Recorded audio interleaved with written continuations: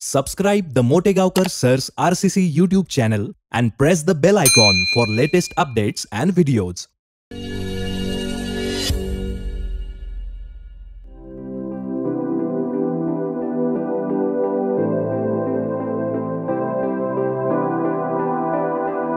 नमस्कार विद्यार्थी मित्रांनो, welcome to the world of chemistry. Welcome to RCC. So we are discussing regarding applications of valence bond theory. Valence bond थेरीचे आपण applications पाहतोय, म्हणजे examples पाहतोय. हायब्रिडायझेशन काढण्याचा प्रयत्न करतोय, जॉमेट्री प्रेडिक्शनचा प्रयत्न करतोय, मॅग्नेटिक नेचर काढण्याचा प्रयत्न करतोय. ठीक आहे ना. आपण कालच्या लेक्चरमध्ये पोहोचलो होतो स्पेशल एक्झाम्पल्सकडे. एक 3-4 स्पेशल एक्झाम्पल्स झाले होते. Serial number may be wrong. ठीक आहे ना. तर मी सिरियल नंबर 5 कन्सिडर करतो या कॉम्प्लेक्सला FeH2O5NO+2 किंवा बेटा याच कॉम्प्लेक्सला असं देखील दिलं जाऊ शकतं FeH2O5 टाइम्स NoSO4. सांगा बरं बेटा, हा ओळखीचा कॉम्प्लेक्स आहे का नाही तुमच्या? आहे sir. This is called brown ring complex. हा कोण आहे रे? Brown ring complex. Brown ring complex. ठीक आहे. चला बघा बेटा, तोच अप्रोच आपला.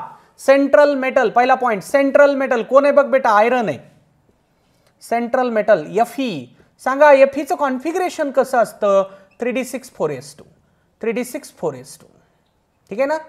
आता मला सांगा, या कॉम्प्लेक्समध्ये आयरनची ऑक्सिडेशन स्टेट काय? हे किंवा हे सारखंच आहे बेटा. मी इथं काढून दाखवतो. मी सांगितलंय with Fe NO is always +1. बघा हे +1, SO4 -2. वॉटरचा चार्ज 0 असतो. ओव्हरऑल न्यूट्रॅलिटी मेंटेन करण्यासाठी Fe +1च पाहिजे.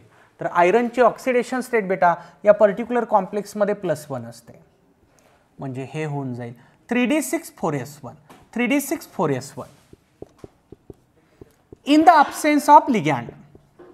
In the absence of ligand. लिगँडच्या अब्सेन्समध्ये कशी सिच्युएशन असेल बघा. 3D मध्ये 6 इलेक्ट्रॉन, 4s मध्ये 1 इलेक्ट्रॉन. 3D हे 3D 4s आणि 4p. ठीक आहे. 3d6 बघा. 3d6 4s1 लाईक दिस. हे 3D, हे 4s, हे 4p. बेटा मी तुम्हाला कित्येकदा सांगितलंय विदाउट s ऑर्बिटल हायब्रिडायझेशन नसतं. म्हणजे s ऑर्बिटल रिकामा असलाच पाहिजे. जर नसेल तर त्याला रिकामा करून टाकायचं असतं. आता या पर्टिक्युलर कॉम्प्लेक्समध्ये आणखी एक विशेष गोष्ट आहे बेटा. 2 प्रकारचे लिगँड्स आहेत, वॉटर आणि NO. आता वॉटर वीक फील्ड लिगँड आहे आणि NO स्ट्रॉंग फील्ड लिगँड आहे. वॉटर हा वीक फील्ड लिगँड आहे, NO हा स्ट्रॉंग फील्ड लिगँड आहे. मग सर काय करायचं? सगळ्याला वीक धरायचं का स्ट्रॉंग धरायचं? बेटा मी इथं लिहून ठेवतोय. ठीक आहे ना. एक तुम्हाला कायम लक्षात ठेवायचा इथून पुढे पण. व्हेरी इम्पॉर्टंट नोट लिहून ठेवा सगळेजण. इफ व्हेरी इम्पॉर्टंट नोट सांगतोय बघा. If strong field ligands are greater than or equal to weak field ligands, then consider all ligands as strong field ligand. जर स्ट्रॉंग फील्ड लिगँडची संख्या वीक फील्ड लिगँड पेक्षा जास्त असेल किंवा बरोबर असेल, म्हणजे समजा एक कॉम्प्लेक्स आहे ज्याच्या 4 स्ट्रॉंग फील्ड लिगँड आहेत आणि 2 वीक फील्ड लिगँड आहेत, तर तुम्ही सगळं ओव्हरऑल तिथलं इन्व्हायरमेंट कसं धरणार? स्ट्रॉंग फील्ड धरणार. जर उलटं झालं, if strong field ligand less than weak field ligand, then consider all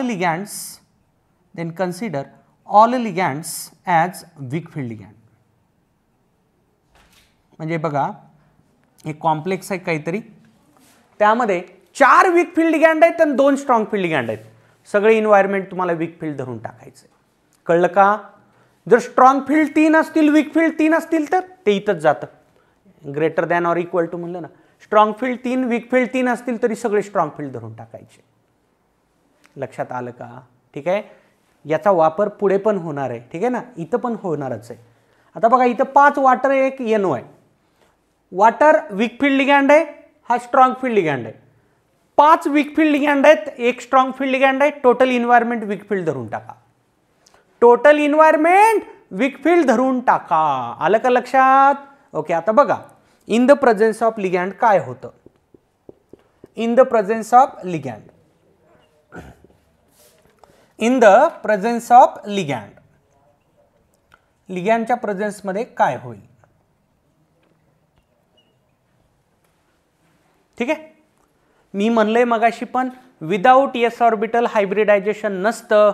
S orbital रिकामा झालाच पाहिजे. तर इथं एक्झॅक्टली तसंच होतं बेटा. हा 4s मधला इलेक्ट्रॉन माघारी जातो. 4s मधला इलेक्ट्रॉन माघारी गेलाच पाहिजे, कारण विदाऊट एस ऑर्बिटल हायब्रिडायझेशन नाही. ठीक आहे ना. बघा बेटा हे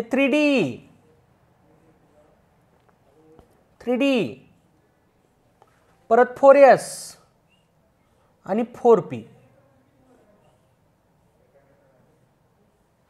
हे 3D, हे 4s, हे 4p. इलेक्ट्रॉनचा नंबर बघा इथं 6 आणि 1 7 इलेक्ट्रॉन आहेत. आता हा 7वा इलेक्ट्रॉन इकडेच लिहायचा आहे आपल्याला. सो लाईक दिस.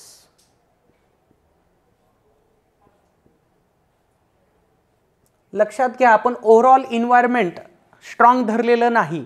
ठीक आहे ना, नाही धरलेलं. किंवा मधला डी आपण हायब्रिडायझेशन मध्ये धरणार नाहीयेतच, कारण किती डी व्हॅकंट व्हायले बेटा, एकच ना. नाही सॉरी हे जास्त पेअर झालं. I am extremely sorry. एकच इलेक्ट्रॉनची पेअर होणार आहे ना, हे माघारी जाऊन. हां ठीक आहे.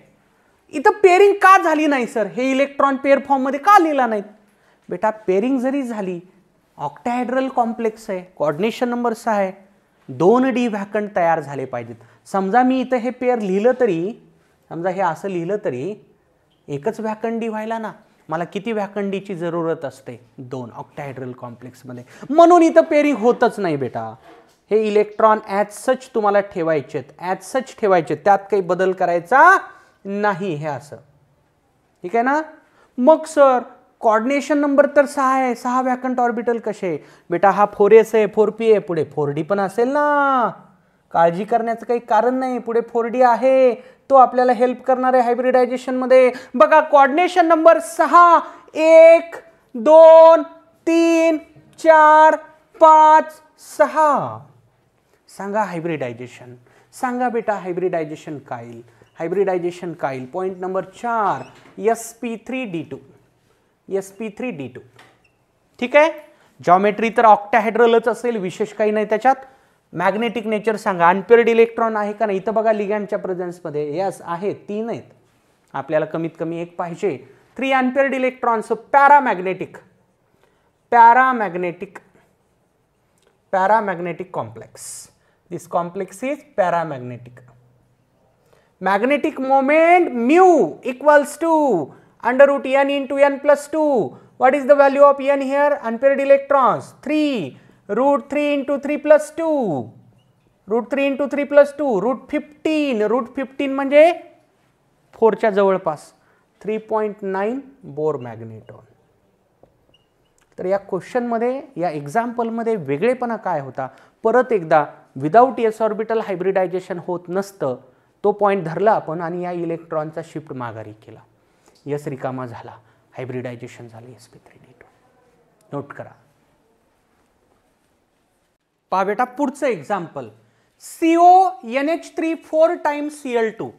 परत हे बेटा असं एक्झाम्पल आहे ज्याच्यात मिक्सचर आहे. स्ट्रॉंग फील्ड लिगँड, हा स्ट्रॉंग फील्ड लिगँड आहे, हा वीक फील्ड लिगँड आहे. Strong field ligand ammonia 4, weak field ligand Cl2. मी आताच सांगितलं होतं तुम्हाला इम्पॉर्टंट नोटमध्ये, जर स्ट्रॉंग फील्ड लिगँडचा नंबर वीक फील्ड लिगँडपेक्षा जास्त असेल किंवा इक्वल जरी असला, ओव्हरऑल इन्व्हायरमेंट कसं धरायचंय तुम्हाला, स्ट्रॉंग फील्ड धरायचंय.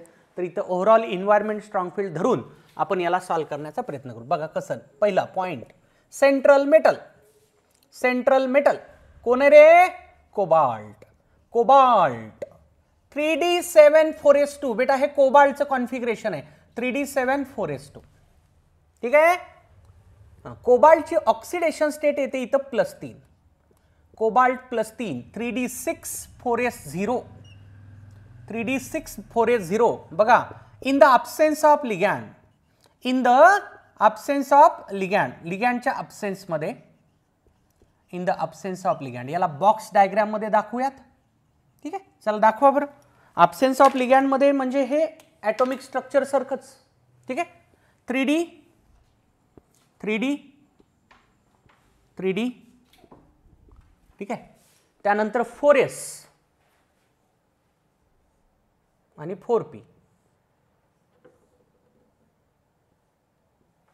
हे 3D, हे 4s, हे 4p.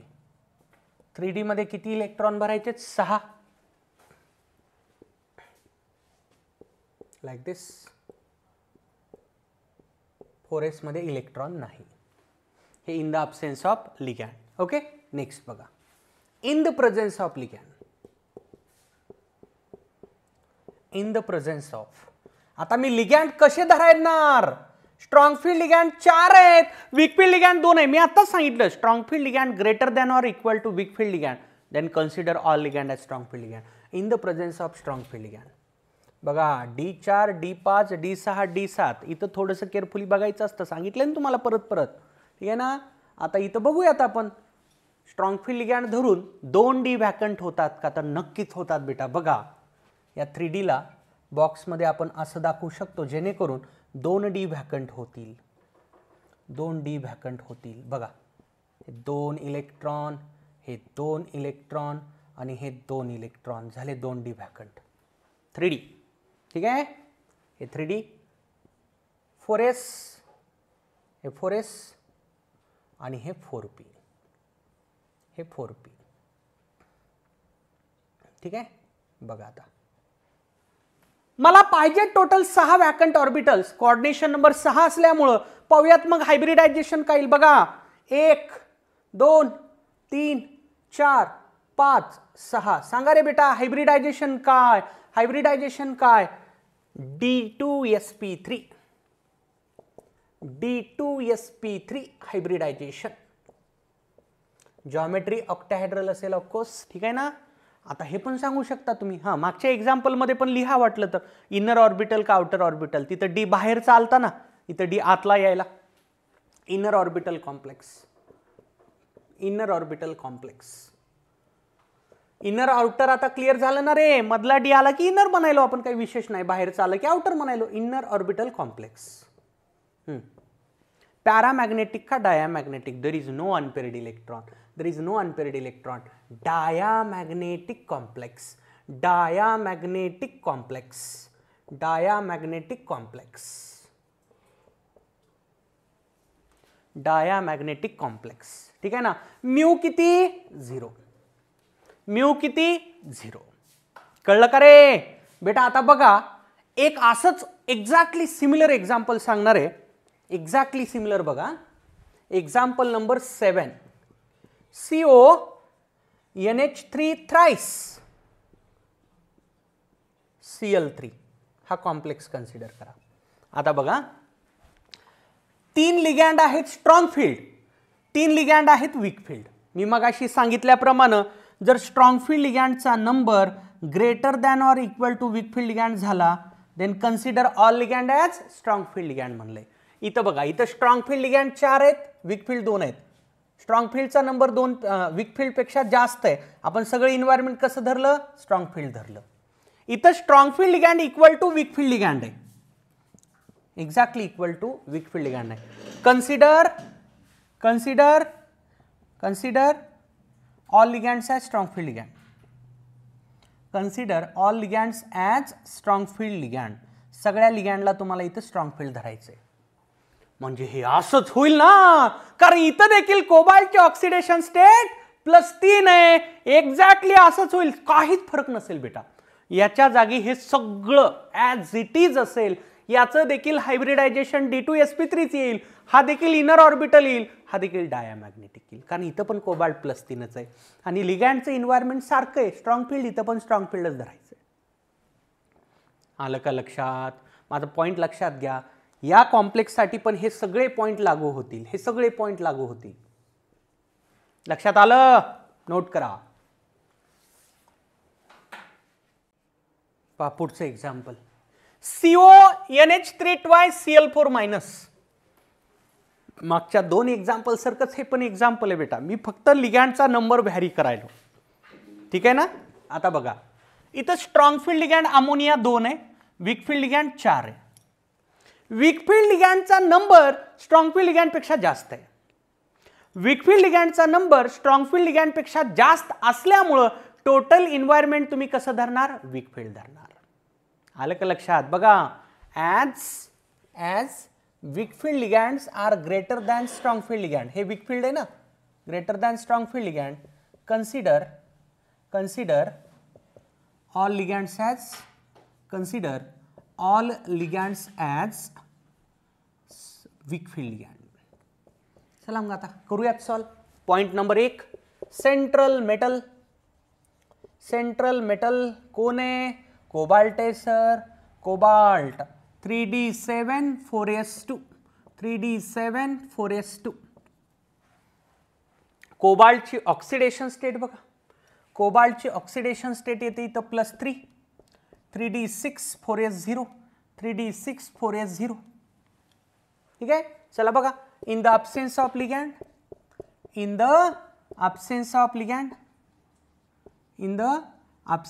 ligand, चला दाखवा बॉक्स डायग्राम बेटा. लिगँडच्या absence मध्ये म्हणजे हे ॲटॉमिक स्ट्रक्चर सारखं काढा. 3D चे हे 5 बॉक्स, या 5 बॉक्समध्ये 6 इलेक्ट्रॉन्स कसे भरले जातील? तर असे भरले जातील. हे 3D झालं. 4s 4p.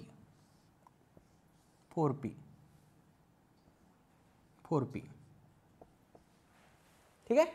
ओके, चला बघा next. In the presence of ligand. आता लिगँड बघा स्ट्रॉंग का weak? In the presence of, आता वीक फील्ड लिगँड आहेत. ठीक आहे. पेरिंग होणार नाही म्हणजे मधल्या डीचा ऑर्बिटल हायब्रिडायझेशन मध्ये मिळणार नाही. हे ॲज सच लिहा. 3D मध्ये काहीच परिणाम होणार नाही कारण वीक फील्ड लिगँड आहे बेटा. 1 2 3 4 5 हे 6च्या 6 इलेक्ट्रॉन ॲज सच राहतील कारण लिगँडचा इम्पॅक्ट इथं पडणार नाहीये कारण तो वीक फील्ड आहे. हे 3D झालं. 4s हे 3D, हे 4s, हे 4p, हे 4p. आता बघा, मला तर 2D ची जरूरत आहेच. लक्षात घ्या, एक्झाम्पल पाहिल्या कळलं पाहिजे तुम्हाला की 2D लागणार आहेत का नाही. कोऑर्डिनेशन नंबर 6 आहे म्हणजे 2D लागतील. एकतर मधले येतील किंवा बाहेरचे येतील. ठीक आहे ना. इथं मधले डी अवेलेबल नाही आहेत कारण वीक फील्ड लिगँड पेरिंग होणार नाहीये म्हणजे नक्कीच बाहेरचे डी हायब्रिडायझेशनसाठी वापरले जाणार आहेत. ठीक आहे. घ्या मग कोऑर्डिनेशन नंबर 6 आहे. 1 2 3 4 5 6. सांगा हायब्रिडायझेशन काय? मग हायब्रिडायझेशन काय? sp3d2 hybridisation. प्यारा का डाया? तर प्यारा. त्याच्या अगोदर हे सांगू का? आउटर, बाहेरचा डी आला ना, आउटर ऑर्बिटल लिहू अगोदर.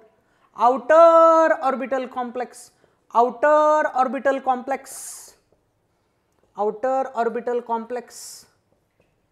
ठीक आहे ना. ओके, नेक्स्ट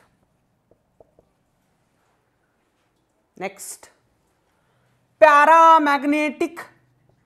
मला कमीत कमी 1 अनपेअर्ड इलेक्ट्रॉन पाहिजे. इथं तर किती आहेत? 4 आहेत. पॅरामॅग्नेटिक कॉम्प्लेक्स, अनपेअर्ड इलेक्ट्रॉन 4 आहेत. सांगा मॅग्नेटिक मोमेंट बेटा. मग mu equals to √n into n + 2, n टाका 4, 4 इंटू 4 + 2, 4 इंटू 4 + 2, 4 × 24, √24 म्हणजे 5च्या जवळपास येईल बेटा. हे 4.9 बोर मॅग्नेटॉन म्हणता येईल. आता बघा, माझं समराइज करतोय मी discussion. If strong field ligand are greater than weak field ligand, then consider all ligand as strong field ligand. If strong field ligand less than weak field ligand, consider all ligand as weak field ligand. If strong field ligand equal to weak field ligand, then also consider all ligand as strong field ligand. मी मगाशी important note लिहिली होती बघा, त्या note वरती based example number 6, 7 आणि 8. कळलंय? Note करा मग.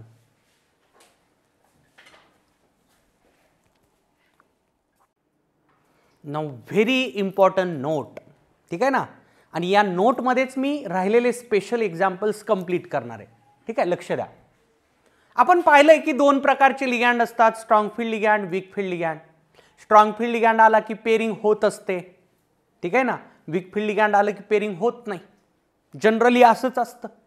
Generally म्हणतोय मी कारण आपण हे देखील पाहिलंय, स्ट्रॉंग फील्ड लिगॅन्ड असला तरी काही काही ठिकाणी पेरिंग झाली नव्हती, ठीक आहे ना. आता या लिगॅन्ड्स बद्दलचीच एक नोट आहे बेटा. स्ट्रॉंग फील्ड लिगॅन्ड आणि वीक फील्ड लिगॅन्ड हा जो कन्सेप्ट आहे ना, हा फक्त 10 सेंट्रल मेटलसाठीच लागू होतो. म्हणजे आपल्या कॉम्प्लेक्समध्ये जे 10 सेंट्रल मेटल आहेत ते 3D सिरीजचे जर असतील, आता 3D सिरीज म्हणजे first transition series, scandium, titanium, vanadium, chromium, manganese, iron, cobalt, nickel, copper, zinc, हे 10 पैकी जर कोणी सेंट्रल मेटल असेल तेव्हा डोकं खाजव आणि विचार कर की बाबा लिगॅन्ड स्ट्रॉंग फील्ड आहे का वीक फील्ड आहे.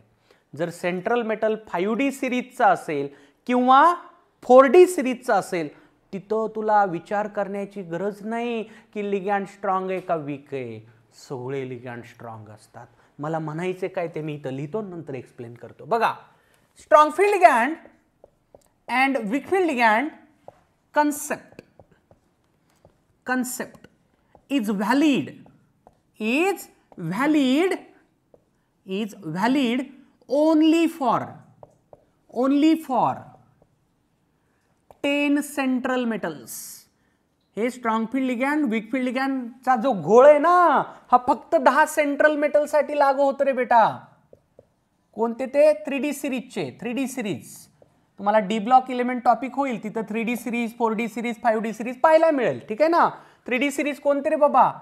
स्कँडियम, titanium, vanadium, chromium, manganese, iron, cobalt, nickel, copper, zinc. बस या 10 जणांसाठी एवढा आटापिटा करायचा आहे स्ट्रॉंग अँड वीकचा, ठीक आहे ना. if central metal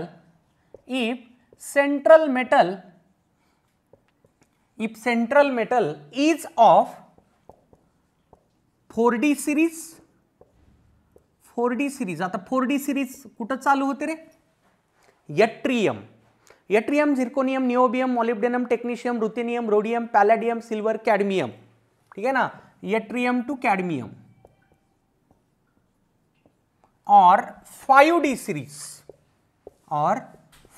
सिरीज, आता 5D सिरीज कुठं चालू होते? Lanthanum, hafnium, tantalum, tungsten, rhenium, osmium, iridium, platinum, gold आणि मर्क्युरी. लॅन्थॅनम टू मर्क्युरी ही 5D सिरीज.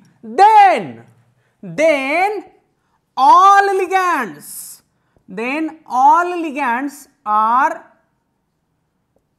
किंवा acts as strong field ligand. लक्षात ठेवा, इथं तुला त्या स्पेक्ट्रोकेमिकल सिरीजचा पण वापर करायचा नाही. थोडक्यात या नोटचा अर्थ आहे, स्पेक्ट्रोकेमिकल सिरीज फक्त या 10 सेंट्रल मेटलच्या कॉम्प्लेक्ससाठी लागू होते. 4D सिरीज आणि 5D सिरीजचे सेंट्रल मेटल असतील तिथं तुला विचार करण्याची गरज नाही की whether strong field ligand is present और वीक फील्ड लिगॅन्ड प्रेझेंट. यांच्यासाठी कोणताही लिगॅन्ड असू द्या, कोणताही, वॉटर पण स्ट्रॉंग फील्ड लिगॅन्ड. जर सेंट्रल मेटल 4D सिरीजचा असेल किंवा 5D सिरीजचा असेल, Cl, chlorido strong field ligand, iodido strong field ligand, सगळे लिगॅन्ड स्ट्रॉंग फील्ड. कधी? जर सेंट्रल मेटल 4D सिरीजचा असेल किंवा 5D सिरीजचा असेल तर.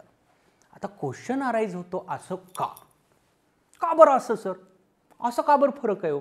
3D सिरीज साठीच कन्सेप्ट म्हणायलात तुम्ही, ठीक आहे ना. कारण आहे बेटा, आठवा थोडंसं, जेव्हा मी फॅक्टर्स अफेक्टिंग CFSE व्हॅल्यू सांगितलं होतं, तिथे एक फॅक्टर सांगितला होता, nature of central metal.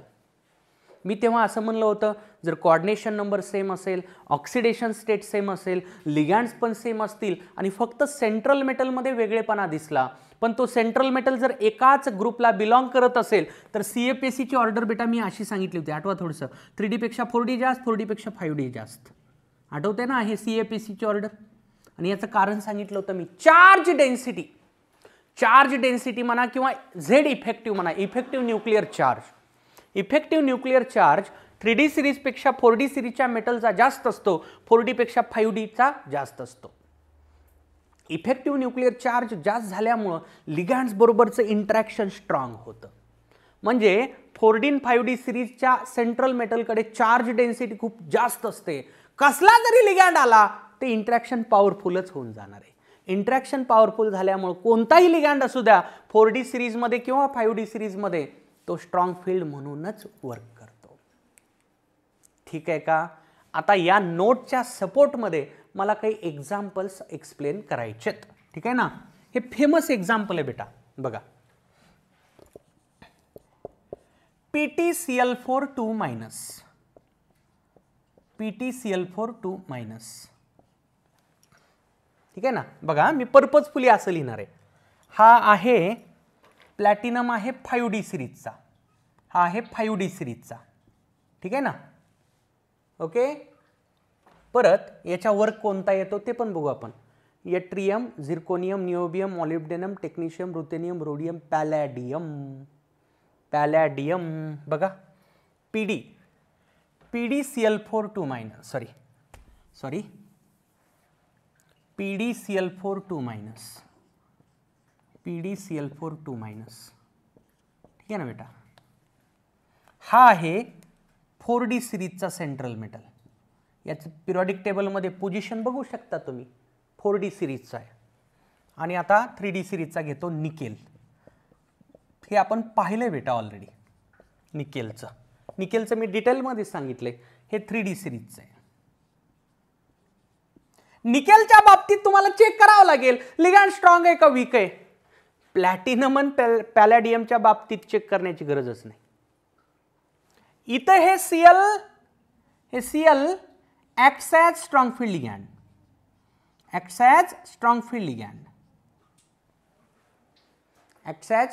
ligand.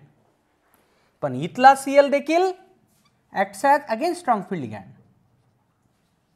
पण इथं बघा, इथं स्पेक्ट्रोकेमिकल सिरीज काम करते. Cl सिरीज मध्ये माहिती आहे आपल्याला वीक फील्ड लिगँड आहे, acts as weak field ligand. ठीक आहे ना? ठीक आहे. म्हणून बघा आता याचं हायब्रिडायझेशन काय येतं रे बाबा? याचं हायब्रिडायझेशन येतं DsP2. याचं पण हायब्रिडायझेशन काय येतं सर? DsP2च येतं. याचं पण हायब्रिडायझेशन.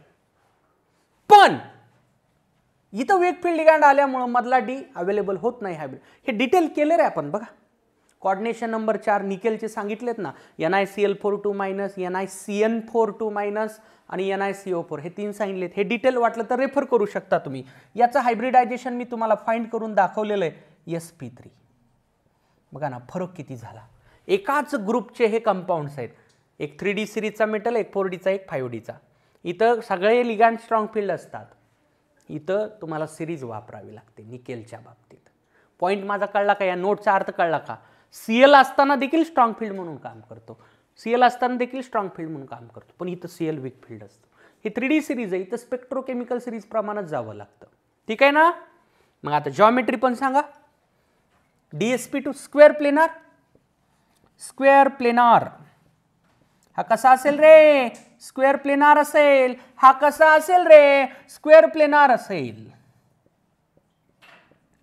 पण हा कसा आहे? टेट्राहेड्रल.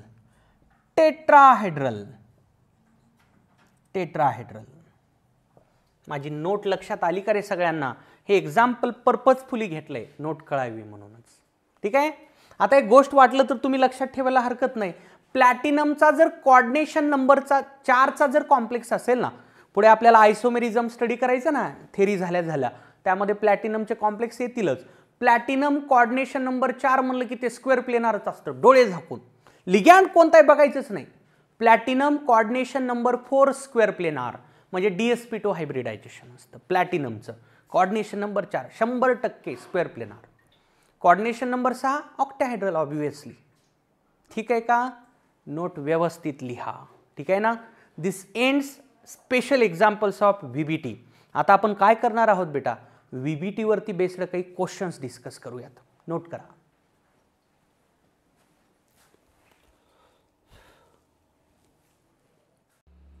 तर व्हॅलेन्स बॉन्ड थेरीवर नेमके क्वेश्चन्स कसे असतात हे समजण्यासाठी काही सॅम्पल क्वेश्चन्स.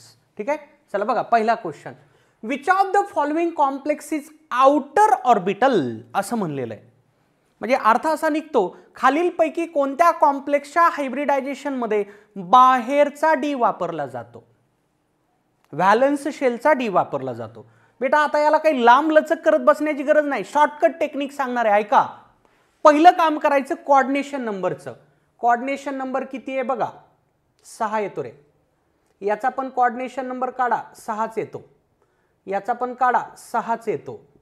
याचा पण येतो 6. परत एकदा, म्हणजे हे सगळे ऑक्टाहेड्रल कॉम्प्लेक्स आहेत.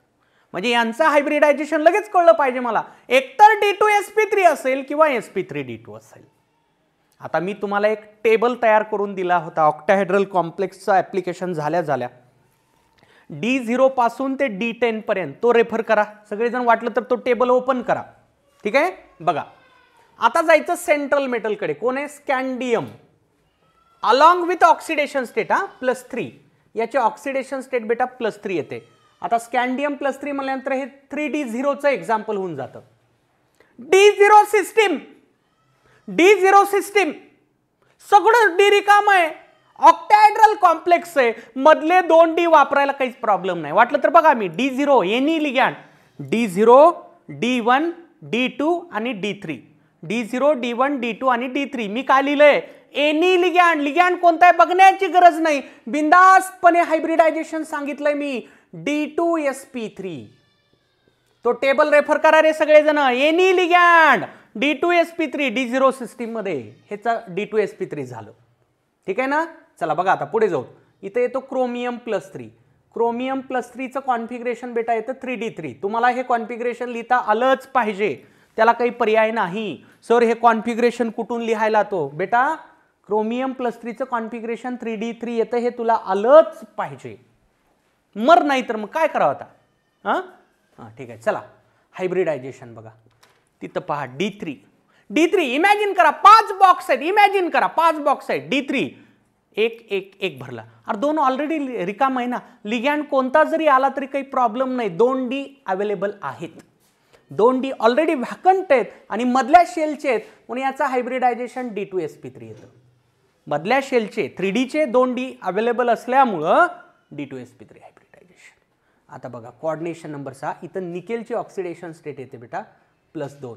निकेल +2. निकेलचं कॉन्फिगरेशन येतं 3D8 बरोबर आहे. निकेल इज 3D8 पण निकेलची ऑक्सिडेशन स्टेट इथं येते +2. निकेल +2 म्हटल्यानंतर हे D8 सिस्टीम झाली बेटा. आता बघा मी म्हणलंय D8 सिस्टीम, D9 सिस्टीम आणि D10 system. D8, D9, D10 any ligand sp3d2. बघा रे सगळेजण बघा, तो टेबल कसा वापरायचा ते कळाव याच्यासाठी क्वेश्चन घ्यायलो. ठीक आहे ना? Any ligand sp3d2. बाहेरचा डी आला रे, उत्तरच झालं. तरी बघू आपण हे शेवटचं एक राहिलेलं. हां इथं बघा कोबाल्ट +3 येतो. कोबाल्टचं कॉन्फिगरेशन असतं 3D7 कोबाल्ट +3 म्हणल्यानंतर हा झाला 3D6. D6. हां आता D6 मध्ये आपल्याला लिगॅंड बघायचे बघा 4, 5, 6, 7. D4, D5, D6, D7. तर केअरफुली लिगॅंड्स बघायचे ऑक्टाहेड्रल कॉम्प्लेक्सेसमध्ये. In is chelating ligand, all chelating ligands are strong field ligand. Strong field ligand असल्यामुळं D6 पेअर होते. बघा आता इमॅजिन करा 5 बॉक्स आहेत. पहिल्या बॉक्समध्ये 2, दुसऱ्या बॉक्समध्ये 2, तिसऱ्या बॉक्समध्ये 2 बॉक्स रिकामे राहिले ना. 2D ऑर्बिटल रिकामे राहिले मधल्या शेलचे, म्हणून याचा हायब्रिडायझेशन येतं D2sp3. ज्याला असं इमॅजिन करायला अवघड जाते ना, त्याने हे सगळे एक्झाम्पल मी घेतलेले आहेत बघा. सगळ्यांनी नोटबुकमध्ये हे उत्तर काढलेले मॅच होतात का नाही. आता क्वेश्चन आहे बेटा की खालीलपैकी कोणता कॉम्प्लेक्स आउटर ऑर्बिटल आहे. आउटर ऑर्बिटल म्हणजे बाहेरचा डी कुठून आलाय, पलीकडून डी कुठून आलाय, बघा इथं आलाय, इथं आलाय. तुझं काय आन्सर होईल रे? संपलं, ऑप्शन सी. चला आता हा पण तसाच शॉर्टकट वेनं सॉल्व करून दाखवणार आहे. चला बघा अगोदर कोऑर्डिनेशन नंबर काढा. कोऑर्डिनेशन नंबर बेटा इथे येतो 6. ईडीटी एकच ईडीटी 6 बॉन्ड तयार करतो. इथं कॉपरची ऑक्सिडेशन स्टेट येते परत एकदा +2. काढून बघा ऑक्सिडेशन स्टेट +2 येते. कॉपरचं कॉन्फिगरेशन असतं 3d10 4s1. कॉपर +2 म्हणल्यानंतर हे झालं 3d9. D9 बघ बेटा आता D9 सिस्टीम आहे. अरे काही जरी केलं, कसला जरी लिगॅन्ड आला तरी मधला डी अवेलेबल असेल का रे हायब्रिडायझेशनला? बिलकुल नाही. D8 D9 आणि D10 कुठलाही लिगॅन्ड असू द्या, ऑक्टाहेड्रल कॉम्प्लेक्स असू द्यात, हायब्रिडायझेशन काय असतं रे? sp3d2 असतं. sp3d2 hybridisation. तो टेबल सगळ्यांनी रेफर करायचा आहे, ठीक आहे ना. चला बघा इथं कोऑर्डिनेशन नंबर 4 आहे. कोऑर्डिनेशन नंबर इथं 4 आहे, ठीक आहे. इथं झिंकची ऑक्सिडेशन स्टेट काढा +2 येते. आता झिंक +2 म्हणल्यानंतर बेटा हा असतो 3d10. अरे D10 रे, सगळं भरलेलं आहे आणि तुला कोऑर्डिनेशन नंबर 4 म्हणजे 4च ऑर्बिटलचा वापर करायचा आहे. आता हे ऑक्टाहेड्रल नाही हा, कोऑर्डिनेशन नंबर 4 आहे. एक तर टेट्राहायड्रल असेल नाही तर स्क्वेअर प्लेनार असेल. D10 म्हणल्यानंतर डी तर हायब्रिडायझेशन मध्ये येऊच शकत नाही. अरे D10 म्हणल्यानंतर कसं येईल हायब्रिडायझेशन मध्ये? डी नाही येणार, म्हणून याचं हायब्रिडायझेशन होऊन जाईल sp3. बघा हायब्रिडायझेशन असं ओरली पण थिंक करता येऊ शकतं, पण त्याला थोडंसं किंचित दिमाग वापरावं लागतं. कोऑर्डिनेशन नंबर 4 आहे, D10 सिस्टीम आहे, म्हणजे डी ऑर्बिटल हायब्रिडायझेशन मध्ये येऊच शकत नाही, म्हणून पुढचे sp3. ठीक आहे. याचा बघा आता कोऑर्डिनेशन नंबर बेटा इथं 6 आहे, इथं 6 आहे. लक्षात ठेवा कोऑर्डिनेशन नंबर 4 ला इनर ऑर्बिटल आउटर ऑर्बिटल कन्सेप्टच लागू होत नाही. Inner orbital outer orbital concept हा कोऑर्डिनेशन नंबर 6 ला लागू होतो. म्हणजे हे ऑप्शन तुझ्या स्पर्धेच्या बाहेरच गेलं ना. कोऑर्डिनेशन नंबर 4 तुला चेक करण्याची पण गरज नव्हती खरं तर. पुढचं हे इनर आउटर हे कोऑर्डिनेशन नंबर 6 ला असतं, ठीक आहे ना. चला बघा इथं क्रोमियम +3 येतं. क्रोमियम +3 म्हणल्यानंतर हे झालं 3d3 लिहिले बघा पलीकडं. आता D3 D0 D1 D2 D3 any ligand D2 sp3 hybridization. Table refer करा.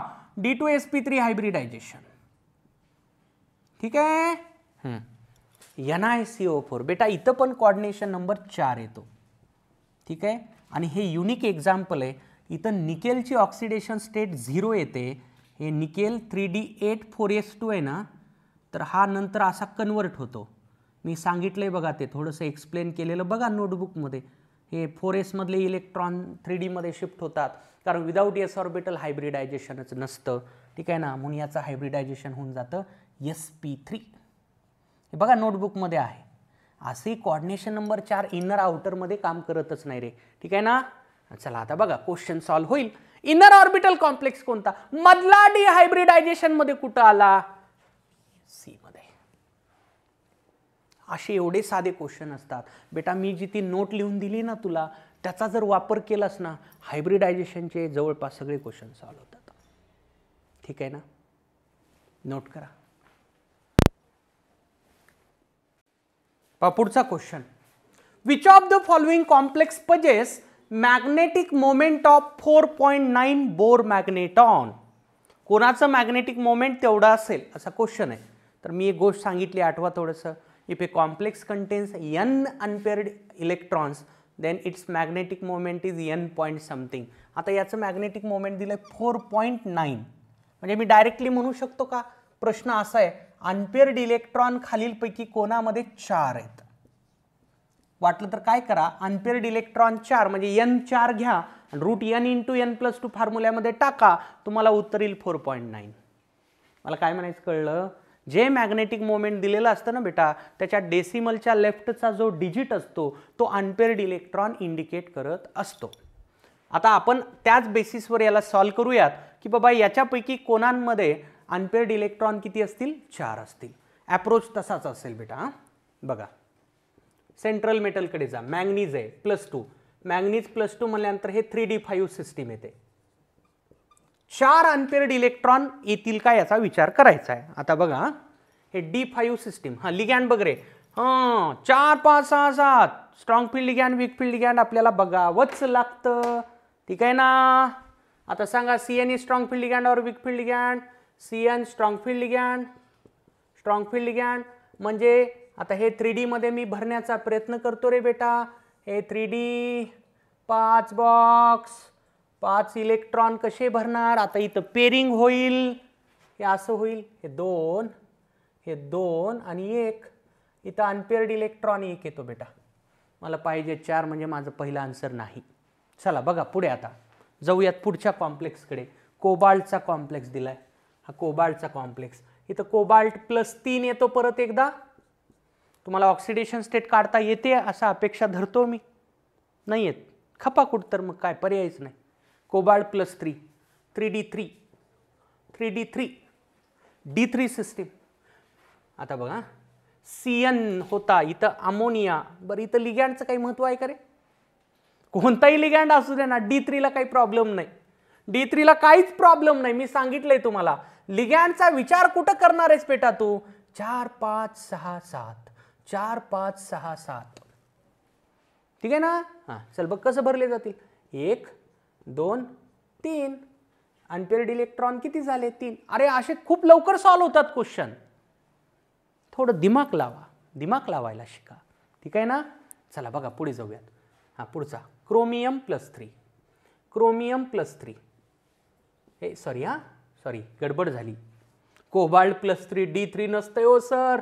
काही सांगायला तर आम्हाला हे D6 असतं. बरोबर आहे बेटा, D6 असतं रे, D6. हां आता इथं लिगॅंड बघावा लागतो रे बाबा. चुकलं गडबडीमध्ये झालं. मी त्याला क्रोमियम धरलं, गडबडीमध्ये झालं, ठीक आहे ना. समजून घ्या. कोबाल्ट +3. आता लिगॅंड बघा. लिगॅंड कोणता आहे. NH3 लिगॅंड बघायचं आहे ना. NH3 strong field ligand. NH3 हा स्ट्रॉंग फील्ड लिगॅंड आहे. आता याला मी बॉक्समध्ये भरणार.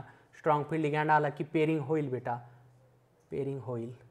हे 2 हे 2 हे 2 अनपेअर्ड इलेक्ट्रॉनच नाही इथं. स्ट्रॉंग फील्ड लिगॅंड असल्यामुळे पेरिंग झाली. Unpaired electron 0. आता क्रोमियम +3 3D3. आता इथं तुला लिगॅंड कोण आहे बघण्याची गरज नाही, ठीक आहे. D3 कसं भरशील बेटा.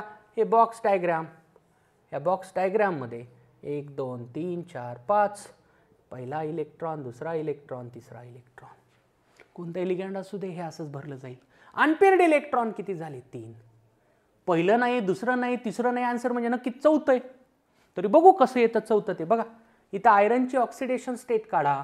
आयरनची ऑक्सिडेशन स्टेट येते +2. आता आयरन +2 म्हणल्यानंतर बेटा 3D6 D6 आहे बाबा. लिगॅंड बघावं लागल. Fluorido weak field ligand. F is weak field ligand. Weak field ligand म्हणल्यानंतर पेरिंग होणार नाही रे. बरं बाबा 3D मध्ये 6 इलेक्ट्रॉन भर. पहिला बॉक्स, दुसरा बॉक्स, तिसरा बॉक्स, चौथा बॉक्स, पाचवा बॉक्स. 1 2 3 4 5 6वा इलेक्ट्रॉन इथं भरला.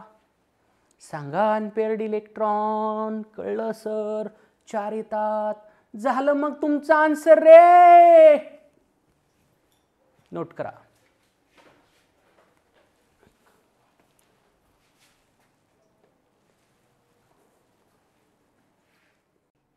बेटा एक शेवटचा क्वेश्चन.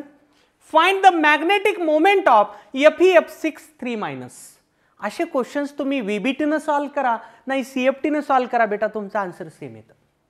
सेम येतं आन्सर, ठीक आहे ना. बघा कसं येतं बघा. तेच करायचंय तुम्हाला. सेंट्रल मेटलकडे जावा. Fe असतो 3D6 या कॉम्प्लेक्समध्ये Fe ची ऑक्सिडेशन स्टेट काढा. +3 येते. Fe +3 म्हणल्यानंतर हे झालं 3D5. आता मी इमॅजिन करणार. हां 4 5 6 7 लिगॅंड बघावं लागेल. ऑक्टॅहेड्रल कॉम्प्लेक्स दिसायला. F is weak field ligand. So no pairing.